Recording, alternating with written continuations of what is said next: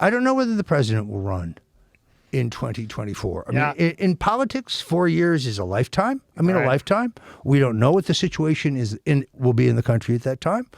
The actuarial tables would suggest that Joe Biden may not be president. We're not wishing that on him. I wish him good health and a long life because I'm a Christian. But we don't know what that situation will be. It's amazing to me that he has yet to do a press conference. If any Republican president had not done a press conference, can you imagine? They would have had it would be on every network now. Absolutely. Every network, every radio station, everything everywhere. Right. But there's nothing. No, Marshall Cohen at CNN would have an erection if that was the case. Yeah, he would. It would hit his desk. Yeah. I don't know what he would do. Well, depends on. Never. Yeah, I don't. I'm not going to touch that. We don't know. We're not quite sure about the desk thing. There were enough anomalies and irregularities for further examination at a minimum.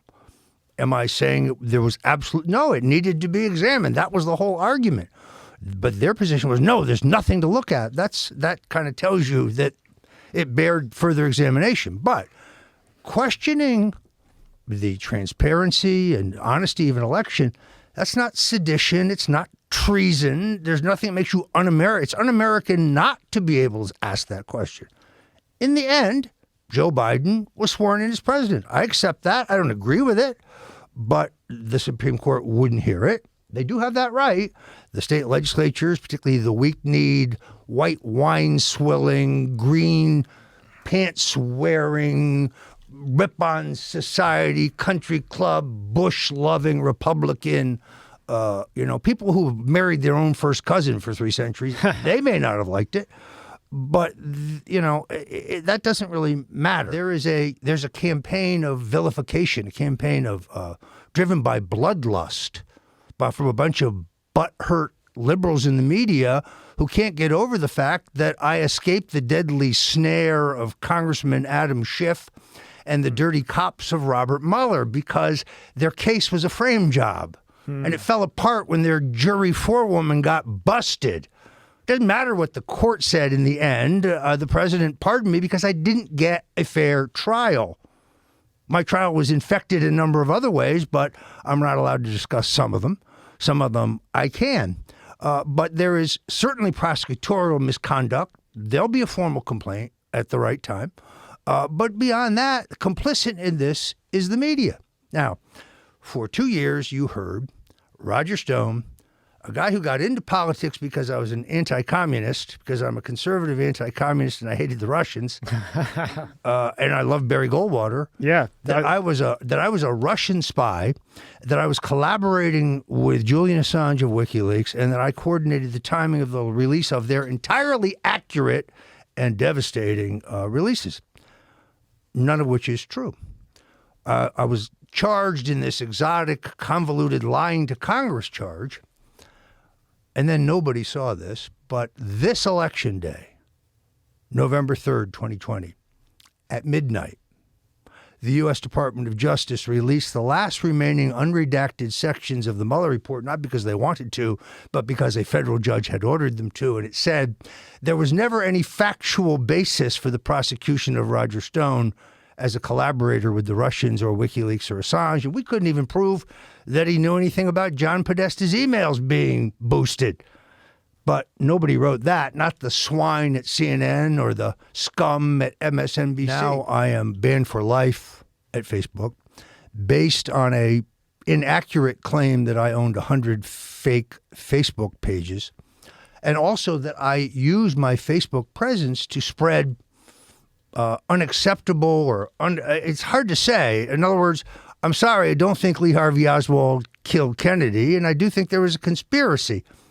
Under the First Amendment, I'm able to say that, and people can discuss it. There have been many, many, many great books and researchers have proven that. They may not reach the final conclusion that I did, that Lyndon Baines Johnson had the motive, means, and opportunity, and as we Italians say, cui bono, who benefited. Yep.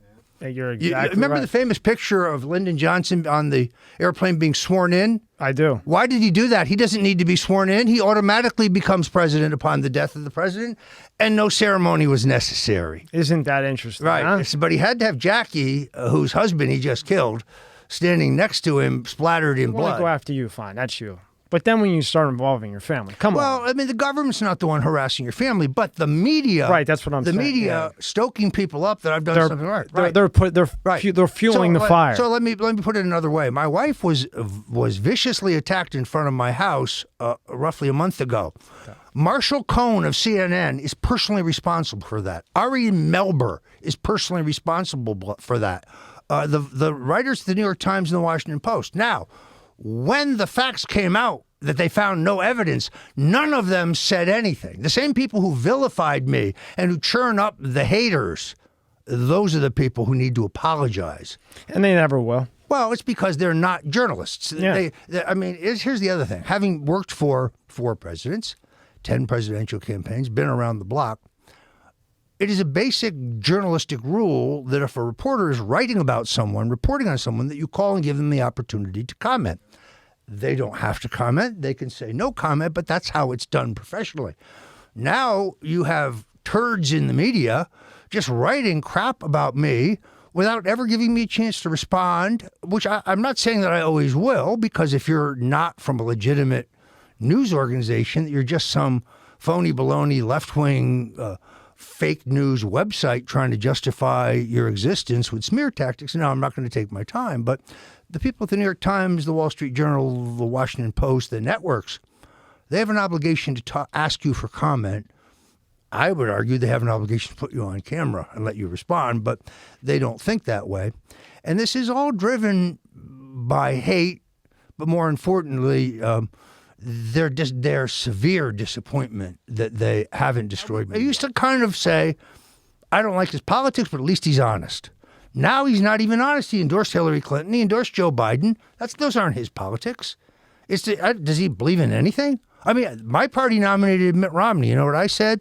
Hasta la vista, baby. I left the party for 2 years. Yeah. Because Mitt Romney was such an insufferable asshole and a fraud. I'm severely conservative. Mitt, you've never been a conservative, but if you were, you'd never describe yourself as severely conservative. That's a negative. You could say you're a compassionate conservative, like Jack Kemp and Ronald Reagan. You can say you're very conservative. You can say you're a fiscal conservative, but severely conservative gives you away. Just totally gives you away. Essentially, there is central control and censorship, not just now of the internet, but of all mass communications, meaning network, cable TV, increasingly radio, although radio is the last frontier of freedom, print media, certainly, the mainstream internet-based media, and now people are being kneecapped on Facebook and Twitter and so on. I can tell you this, on Facebook, if you say Roger Stone anywhere in a posting, you will be shadow banned. The second time you say it, you'll be deplatformed. That's just a fact. So what happened to freedom of free speech? Well, unfortunately, interestingly enough, those who have tried to sue the tech giants on First Amendment grounds, like that buffoon Chuck Johnson, have lost. That's unfortunately, although it's a logical argument, that's not the argument that I think could have fixed this problem. These people are actively engaged in antitrust. They're engaged in monopolistic practices that are illegal under the law of the United States, and President Trump could have cleaned them out in year one. When I tried to explain to him that internet censorship would ultimately potentially cost him re-election, he told me confidently, they'll never censor me. And I said, well, they'll shadow ban you, but more importantly, they're taking away your amplifier. They're taking away your megaphone when they deplatform and censor your many, many, many supporters. And I think it is a major factor. See, in 2016, I think Trump won, not because the media didn't attack him like they did in 2020, because they did, but because of the rise of a robust, vibrant alternative media based in the internet, which is the perfect platform for a counterpuncher like Trump to punch back. But take away that platform, and where can he punch back? When Trump pardoned you, how did you feel? Well, first of all, I was grateful to the Lord. Because, you reach a certain point where you realize that you are completely outgunned, that the prosecutors will cheat, that the system is controlled and rigged, that there is no way to win, that the truth doesn't matter, the facts don't matter. It doesn't matter because you're not allowed to present them anyway. Mm-hmm. You're barred from presenting any reasonable defense. The it's a funny thing about my D.C. jury. How could you have a jury without a single military veteran? Or a single evangelical Christian? Or perhaps a Roman Catholic? An African-American male? No, we didn't have any of those.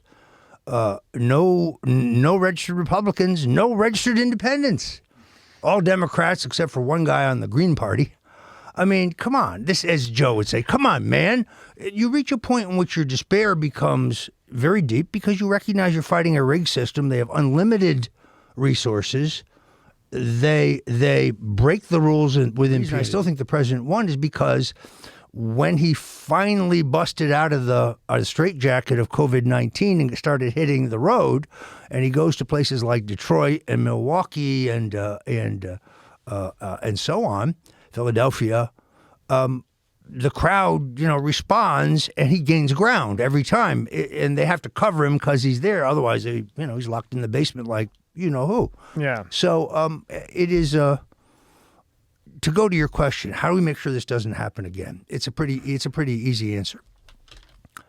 You have 4 problems, in my opinion. One, first and foremost, and the keystone to everything else is we can no longer have the total domination, control, and censorship of all mass communications, including cable, network, print, internet, social media, and so on. The way you do that is not dealing with Amazon, Google, Apple, and the other international globalist pirates. They don't own the internet. They're very powerful on it, but they're not the smartest guys on the internet. Right. And you can build an alternative platform, and you can let's say, post at that platform a fair, balanced, open to everybody social media site that where you can use your freedom, right? Freedom which just by definition will be commercially successful. You could have on that same platform a crowdfunding based site. Now, a friend of mine, Michael Caputo, Irish guy. Yeah. Very good friend of mine from Buffalo, was worked with me in Jack Kemp's campaign, worked with me in Ronald Reagan's campaigns, one of my deputies. A very good guy, an author himself, was recruited by Donald Trump himself to come into the government and help him during COVID-19. Almost immediately, he was diagnosed with throat cancer.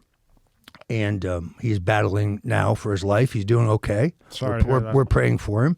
So some other folks and I put a GoFundMe up for him. My friend Carl Palladino from Buffalo, one of the greatest Americans I've ever known. And we raised a substantial amount of money. We are still fighting with GoFundMe to get his funds. He was on the government insurance program until the last day of the Trump presidency. He was, of course, fired by the Biden people.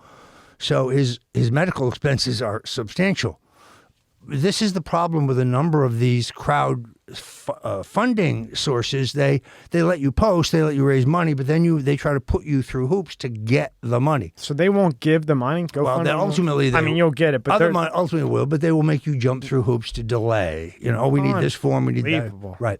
So the point is that you could use this same platform. You could also use this platform to post a company that does web hosting. Don't let people who will take your URL away from you when the crap hits the fan, or when it's politically expedient for them to do so. You have to be hosted at a place that is going to protect the integrity of your location. I'm really proudest of. You and I are both huge aficionados of Niccolo Machiavelli's The Prince. Correct. My copy is very dog-eared. I've been thrown over and over again. But as you know, it was written in a different century. So in order to help people, I wrote Stone's Rules. Now, here's the thing about this book. You don't have to be a conservative or a Republican or a Trump supporter or a progressive or a Bernie Sanders supporter or a liberal or a vegetarian or not interested in politics or not involved in politics. You could be a farmer. You could be in tech. You could be in entertainment. You could run a gas station. If you're in business or politics, this book can help you. These are not partisan. These are the things I've learned just as general rules in life.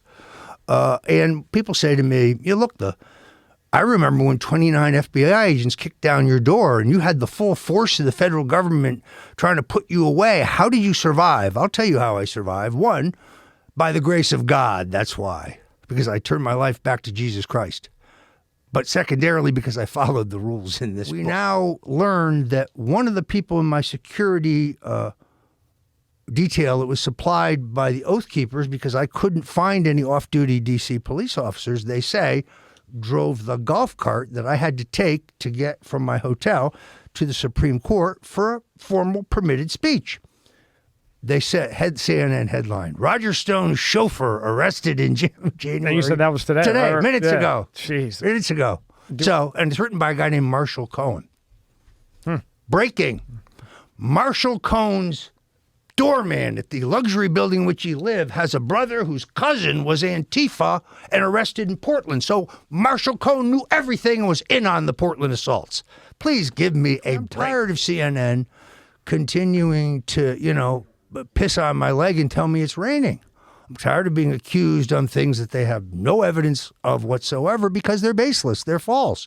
They're born out of hatred and anger over the fact that they're epic attempts to frame me and destroy me financially and to make me roll over on the president and bear false witness against him failed. That's what the prosecution of Roger Stone was all about. Yes, I was in Washington, D.C. on the 5th. I gave 2 speeches at legally permitted events. They all fall well within my First Amendment rights. No, I did not call for violence. You can see them online. Go watch them. They're uplifting. They're patriotic. And I was expressing my God-given right to speak. I wasn't at the Capitol on the 6th. I didn't go. They blame you for it. I never left my hotel. Crazy. I did because my life is constantly threatened because I have death threats, not only just against me, but Tommy, against my children, my grandchildren. I have one great-grandson. I had not gone to trial yet. I needed the permission of the judge in my case to travel.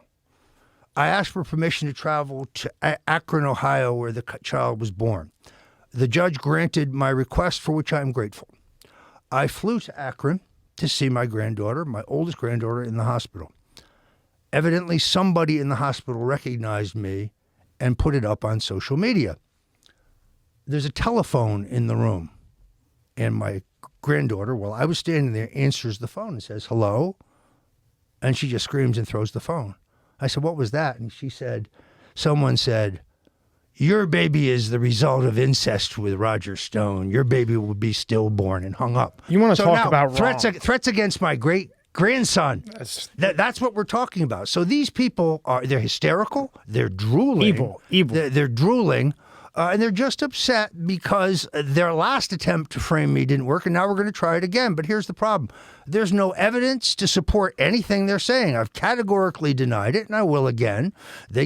I assume all my communications with anybody who was involved, if my contact with them was inadvertent or if it was casual, has been examined. This is a case without facts because it is riddled with climbers and phonies and temporary friends. I mean, I have a 40-year American political career, and not much surprises me. I've worked for 4 presidents. I've been involved in 10 national presidential campaigns. I've had a successful syndicated radio show. I'm not only a New York Times bestselling author, but I've also written 3 Amazon bestsellers on historical political matters. My first book, The Man Who Killed Kennedy, The Case Against LBJ. You can snicker all you want, read the book, and then you'll tell me at the end of it the son of a bitch did it because he did. Mm-hmm. And I'm not an attorney, but I make a very compelling case. I use eyewitness evidence, fingerprint evidence, a lot of deep Texas politics. I connect a lot of dots. And I'm proud of, I document everything in all of my books. I wrote a book on Watergate called Nixon's Secrets that tells you what a fraud that whole thing is, that the Washington Post, Woodward, and Bernstein narrative is just a total fraud. Those guys are both scamsters. They make a lot of crap up and claim it as fact. So, Mr. Stone, are you telling me that you actually use facts to do your books? I do. It's very rare. Holy hell. It's very rare. But you can go to stonecoldtruth.com and go to the store, and you can get an autographed copy.